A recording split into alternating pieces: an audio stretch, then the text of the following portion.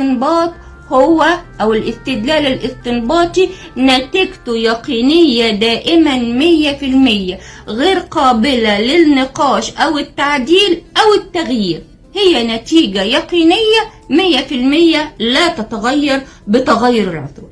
يعني لو جينا من أول إقليدس وفيثاغورس، من أول ما وضعوا نظريات المثلث المتساوي الساقين زاوية القاعدة فيه متساويتين، من أول وضع النظريات الرياضية إلى ما لا نهاية، لا يمكن أن تتغير، هي يقينية دائمة.